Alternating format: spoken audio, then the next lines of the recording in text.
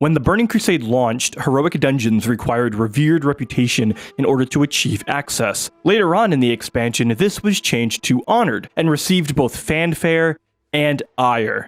Which of these was actually better for the game?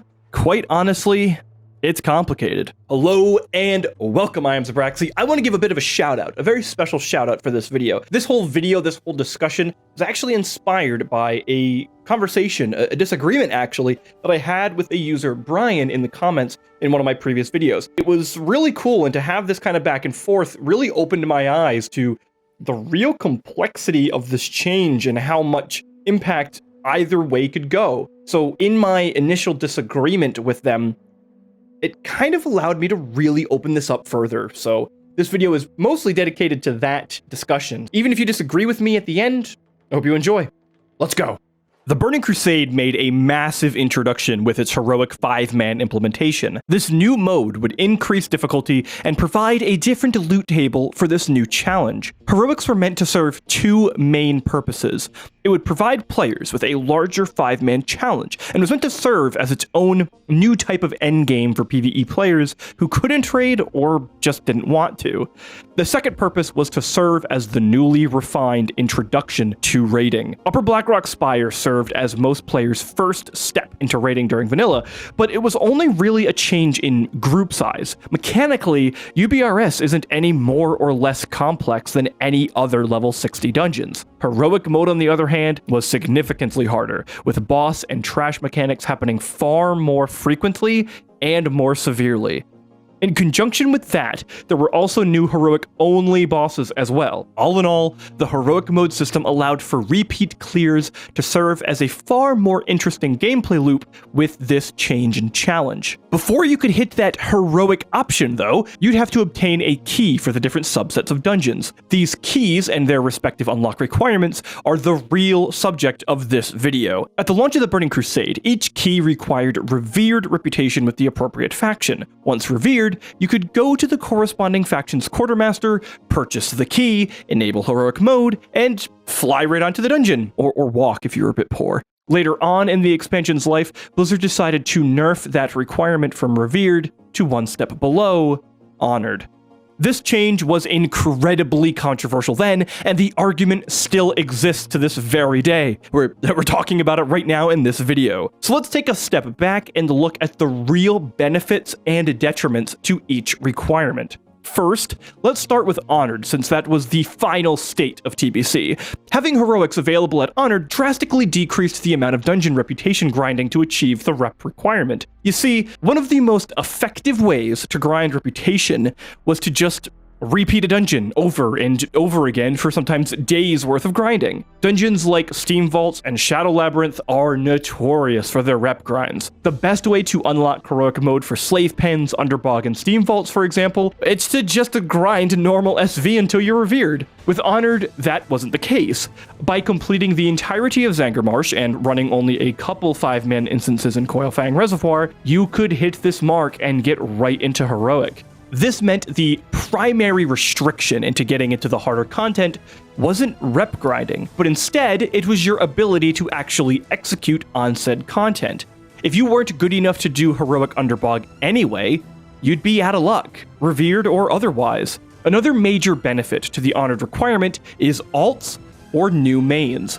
If you want to get another character into arguably the greatest raid Blizzard ever made, Karazhan, then hey, having the requirement be honored is a bit of a blessing. Maybe your issue isn't just getting one of your other characters into heroics though to do the character attunement, but maybe you have a friend who wanted to get into raiding, and being able to get them to see how awesome raiding is might really keep them interested in WoW. Unfortunately, if that player is stuck doing a normal mode dungeon repeatedly with no worthwhile reward, then yeah, that can be a bit of a turnoff. A lot of people would argue that normal 5-mans in TBC are a bit like filler episodes in an anime. You don't really want to go through them, but you know there's good content on the other side. Being able to quickly move through that filler if you want to is a good choice to be able to have. I can't pretend there aren't any downsides though. Just like nerfing any barrier to entry to any content, the accomplishments of those who first went through that fire, so to speak, it's natural that those players will feel as if their accomplishments are diminished.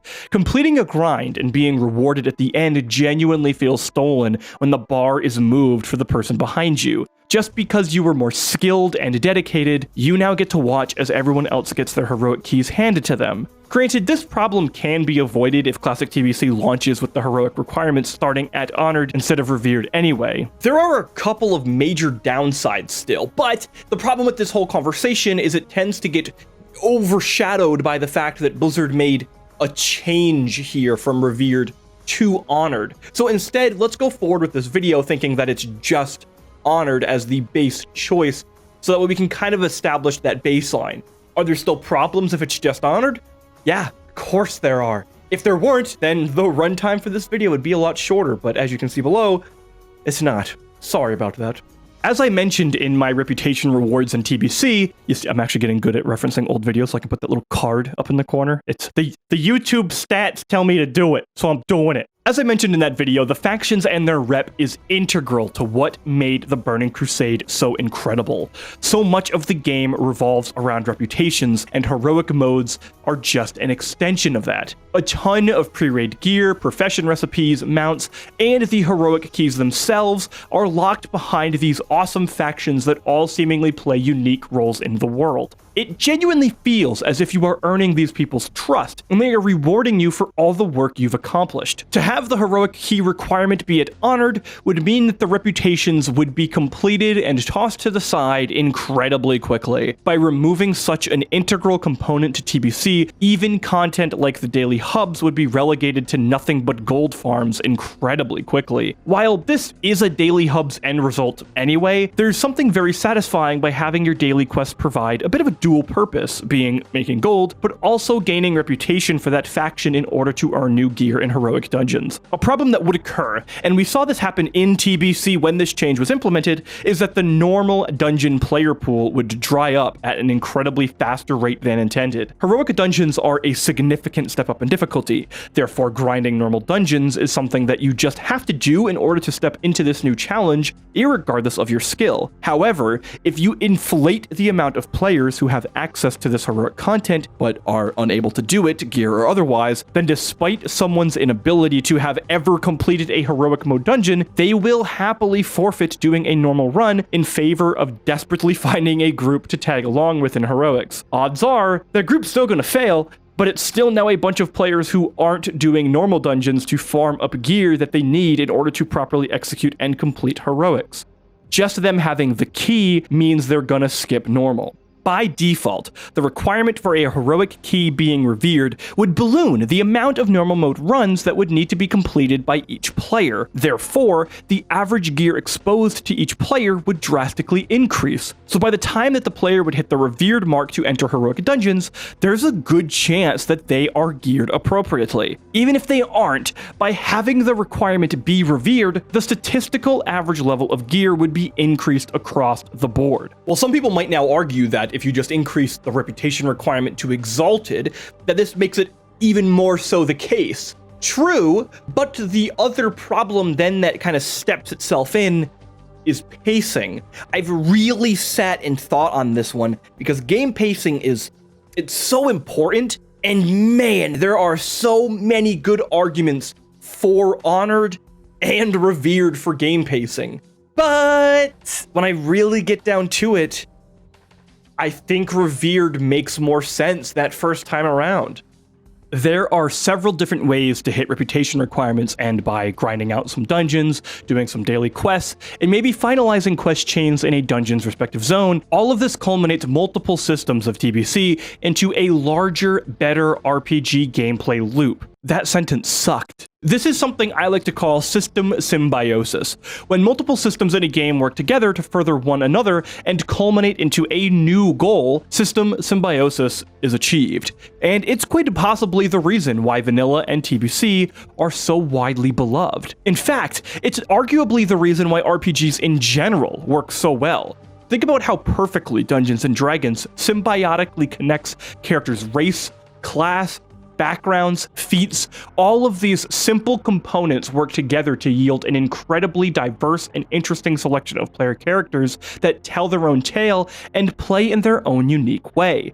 Having heroics require Revered that first time around just feels like it nails that balance of exploring the game world while also being able to dive into endgame PvE. The PvE progression between gold farming, dungeon diving, profession crafting, and completing attunements is all evenly spread this way. I have heard the argument claiming that sometimes the normal modes are a bit tedious, and it separates though who will do it and who will not do that grind, the boys from the men, so to speak.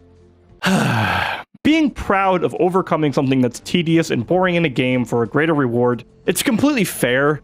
However, that feeling of accomplishment alone does not indicate good game design by any stretch. Tedious and lackluster gameplay isn't good, and it's not something that we should accept because we personally were able to overcome the bad design. I think that argument is incredibly logically flawed, but it does point out a serious problem with the Revered requirement. If you find normal mode dungeons boring, it's gonna be boring for a little bit.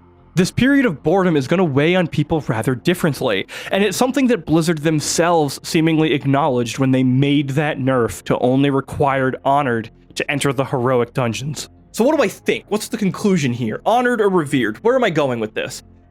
I've really thought about this a lot for the past week, probably too much, actually, but I kind of settled on this conclusion. Unfortunately, I know I'm going to get a lot of flack for it because it does kind of go a bit pro changes, so to speak. So if you're super hashtag no changes, you might be a little upset. But my answer really is both Honored and Revered. And here's where I'm going with it. I think the pacing of your first character requiring Revered to get the heroic key is best. It makes so much sense. It works out really well. But once you have the heroic key for those associated dungeons, all other characters on your account, it should be nerfed to Honored. This way your alts don't necessarily have to go through that exact same grind, but the first time around for everybody is. I think there's a lot of balance that can be struck there, and by doing it this way, almost none of the downsides from either tend to creep in, but yet all of the benefits from both tend to work out. So that's kind of where I'm going with this. Thank you so much for watching the video. Thank you seriously so much. This has been incredible. I love every one of these videos. I have so much fun. I look forward to doing these every week. So if you liked the video, hit the like button down there. And if you really enjoyed it and you want to see a ton more content coming up, because man, we're going. We're not done yet. Hit that subscribe button so that way we can go ahead and see more of my face, which really come to think of it, maybe it's not so good of a thing. Also, don't forget to share the video around. Tell somebody about it. Honestly, that's probably like the best thing that anybody can do for any content creator, so that would be awesome. Thank you. Again, a huge shout out to Brian for kind of inspiring this video. Reading the comments has easily become my favorite part of this whole process, and it's really been awesome to engage with people, and it's kind of, I don't really want to call it a community because I'm so small, but it's really fun to be able to engage with people who disagree and agree and have all different sorts of perspectives there. It's really a lot of fun. So also don't forget to follow me last little bit. Don't forget to follow me on Twitter and Twitch at Zerbraxy. Streams are coming, boys and gals. I'm excited. Who am I kidding? Gals, my demographic like 100% male. You've been awesome. Thank you again, and happy gaming. Bye-bye.